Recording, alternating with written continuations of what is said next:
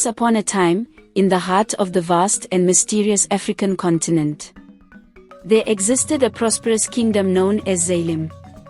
Zalim kingdom was situated at the valley, which made the kingdom and the whole village fertile. They were also known as good farmers. The villagers were all hardworking.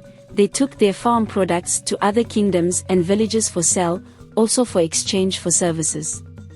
The kingdom was blessed also with good streams and waterfalls. All these, they enjoy due to the water that comes down from the mountains. Please, if you're just visiting my channel, please subscribe and click on the bell button, so you can be notified each time I post more interesting stories like this. Thank you so much. But Zalim kingdom entered their biggest nightmare, when King Zulu took over kingship after his father King Mbazu died. King Mbazu was a great and noble king, loved and respected by all the villagers. During his reign, he maintained peace and harmony throughout the village. Everyone were happy. When he died, the villagers mourned bitterly because they knew that a good soul left them, but King Zulu, his son, became a thorn in his people's flesh. He became a tyrant king, whose cruelty was infamous throughout the land. He used his power as king to forcefully acquire lands, livestock, and farm products. Taking advantage of young women was not left behind, as he orders his guards to forcefully bring to his bed any young maiden he desires to sleep with. Oftentimes he went to the market with his guards to forcefully collect money from market women. The people of Zalim lived in fear and oppression under his ruthless reign, but none dared to challenge his authority for fear of the dire consequences. In a small village on the outskirts of the kingdom, there lived a young orphan maiden named Adara. Adara is a beautiful, hard-working maiden. She is dark-skinned, tall and beautiful. Young men rumored that Adara's smile alone can make any young man miss his step. She had lost her parents at a young age and had grown up under the care of the villagers, who took pity on her. Despite her hardships, Adara possessed a kind heart and a gentle spirit that endeared her to all who knew her. Of course, she overheard people saying that she got that her good character, beauty and precious smiles from her late mother. She heard that often from the market women.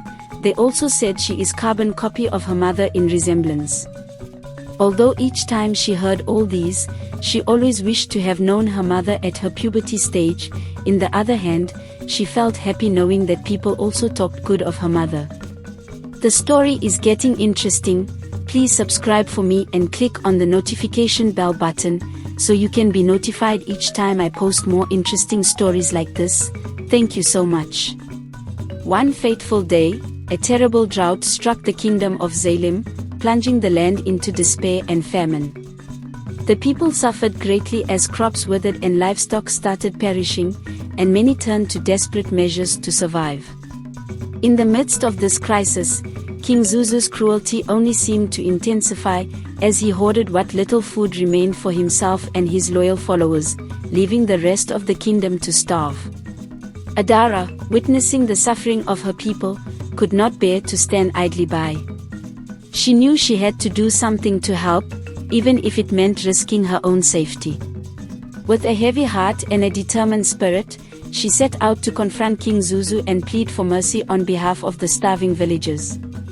When Adara arrived at the grand palace of King Zuzu, she was met with scorn and ridicule by the king's guards.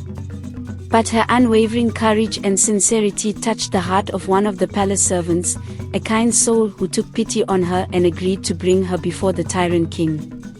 As Adara stood before King Zuzu, her eyes filled with tears as she recounted the suffering of her people and begged for his mercy.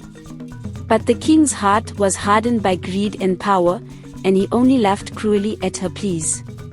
In a fit of rage, King Zuzu ordered Adara to be thrown into the dungeons, where she would languish in darkness for the rest of her days. He also ordered to feed her with little portion of food, once in a day. Alone and forsaken in her cell, Adara wept bitter tears for her people and the cruel fate that had befallen her. But even in the depths of despair, a spark of hope flickered within her heart. She vowed to never give up, to never stop fighting for justice and freedom, no matter the cost. Meanwhile, rumors began to spread throughout the kingdom of Zalim, whispers of a brave orphan maiden who dared to challenge the tyrant king. The people's hearts were stirred by her courage and selflessness, and a wave of rebellion began to swell against King Zuzu's oppressive rule. As the flames of revolution grew ever stronger, King Zuzu's grip on power began to falter. The once feared tyrant found himself surrounded by enemies on all sides, betrayed by those he had trusted most. In a final, desperate bid to cling to his throne, King Zuzu ordered his forces to crush the rebellion with merciless force.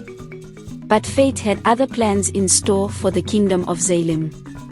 As the battle raged on, a mysterious figure emerged from the shadows, a hooded stranger whose face was hidden from view. With a single stroke of his sword, the stranger struck down King Zuzu, ending his reign of terror. The good news spread out to the whole kingdom, everyone was happy, celebration was seen everywhere. It was just like prayer answered to the people of Zalim, who could have believed that a tyrant king very powerful like King Zuzu will eventually die, because rumored had it that King Zuzu fortified himself with charms, and therefore possesses spiritual powers. When the good news came to Adara, she took a deep breath as she believed that hope has finally made his way back to the kingdom. Also, Adara was so happy because her freedom is certain. The story is making sense. Please subscribe and click on the bell button so you can be notified each time I post more interesting stories like this. Thank you so much. On the other hand, late King Zuzu had no child before his death, although he was young, strong and vibrant, but people believed it might be punishment from the gods for his atrocities and wickedness. The elders and kinsmen decided to summon the mouthpiece of the gods, so as to direct them on who and how a new king should be selected, in order not to make a mistake of selecting another tyrant king like late King Zuzu. Although King Zuzu inherited the throne from his father. When the chief priest, who is the mouthpiece of the gods, arrived, he sat down after many incantations. He threw some cowries on the ground 3 times. Nodded his head severally, with more incantations in his mouth. The chief priest raised his head to the elders and kinsmen. He boldly told them to go and look for a maiden called Adara, the one whom the late King Zuzu imprisoned. He took a deep breath and continued, "She is the chosen one, the gods has spoken," he added. All the elders and kinsmen started looking at each other, murmuring. As the chief priest stood up, one of the elders asked, "Mouthpiece and eyes of the gods, are you sure of this?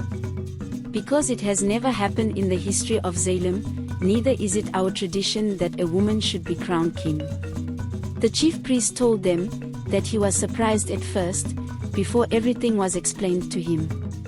He looked up, took a deep breath and said, "It was revealed to me by the gods that Adara is the daughter of our late King Mbazu.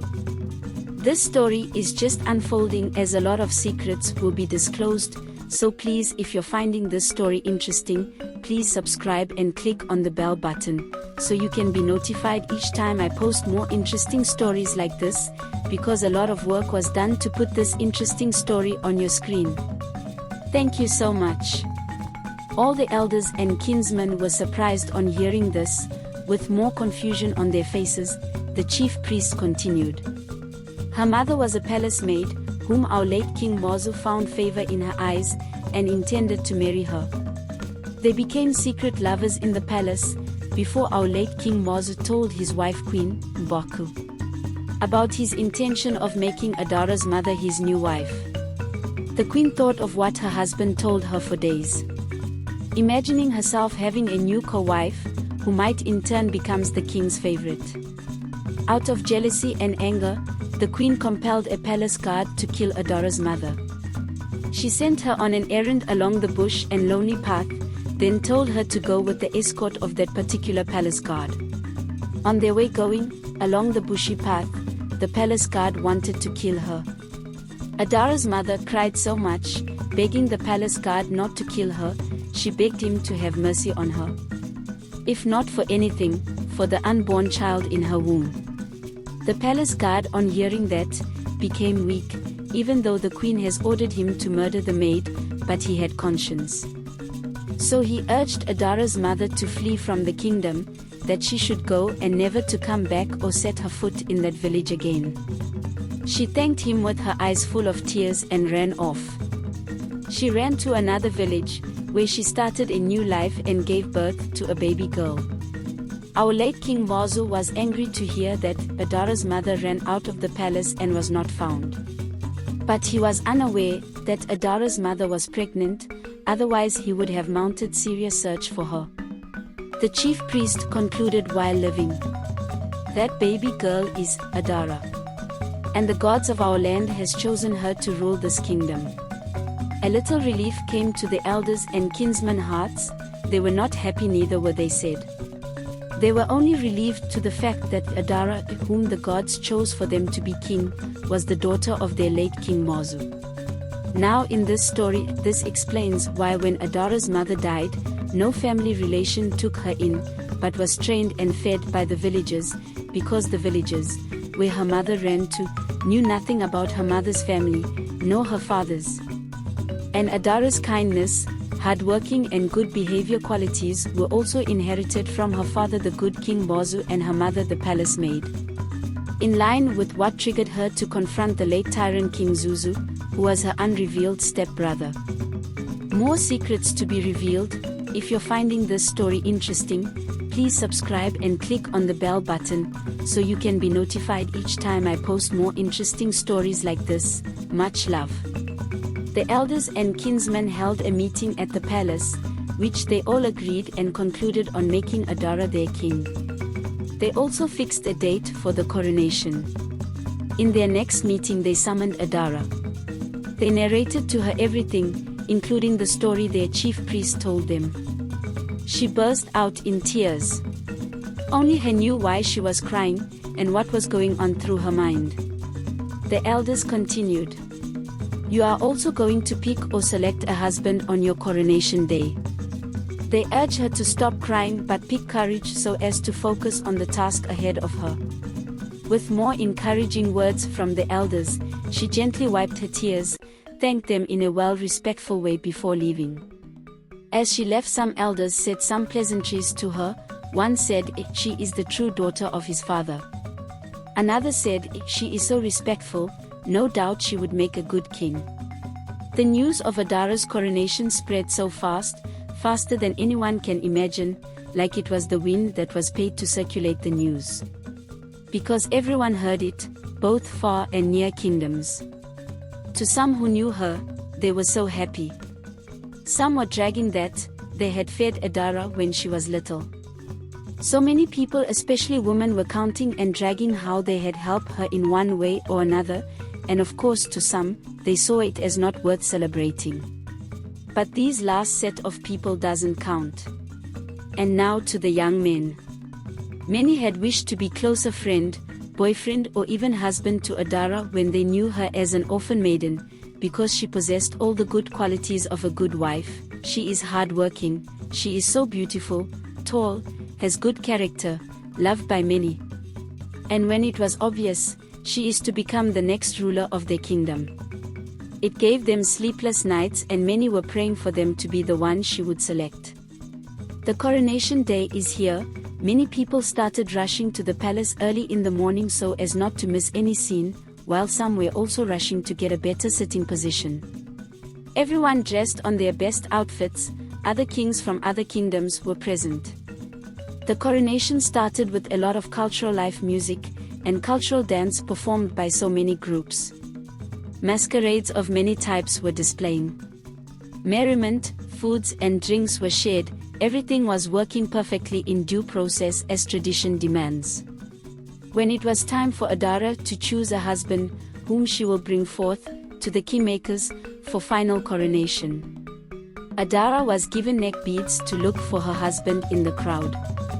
She was to wear the neck beads on any young man she chose. Adara moved to the crowd with the beads on her hands. The coronation ground became so quiet with a lot of anticipation. Without stress, she walked straight to a young man, who already dressed in royalty attire. Behold, He was the young man who strategically killed late King Zuzu at the battlefield. But what some villagers didn't know was the handsome, tall young man whom his name was Noddy was Adara's secret boyfriend. They were secretly dating, most at times. On their secret meetings, they discussed how wicked and cruel the late King Zuzu was. Noddy also lamented on his wish to have a fight with the late tyrant king, so he could teach him a lesson he would not forget in a haste. Meanwhile, Adara had discussed her mission on going to the palace to confront late King Zuzu, which led to her locked up with Noddy. Noddy got his revenge by killing King Zuzu, and he was informed by Adara that he would be the chosen one, which made him dressed on royal attires. Immediately Adara hung the beads on Noddy's neck. Heavy shouts of joy was heard throughout the coronation ground. The cultural dance group started performing immediately. Masquerades were also performing at the same time. Adara and Noddy went forth to the kingmakers and knelt before them, as royal hand beads, neck beads, king and queen's crown were wore on them. The kingmakers gave them blessings and prayed for them. They stood up and stepped forward to the dancing ground and started dancing. Adara and Noddy ruled the great kingdom for many years. Peace, love and harmony were restored in the kingdom. They were also blessed with 5 children, 3 boys and 2 girls. Everyone were happy. All their farms became productive again. Their lands became more fertile than before. The story of how the tyrant King Zuzu's throne was taken by an orphan maiden was spread throughout kingdoms and villages, which was passed down from generation to generation. Hope you liked the story. Please show some love by clicking on subscribe and click on the bell button, so you can be notified each time I post more interesting stories like this. See you in my next video.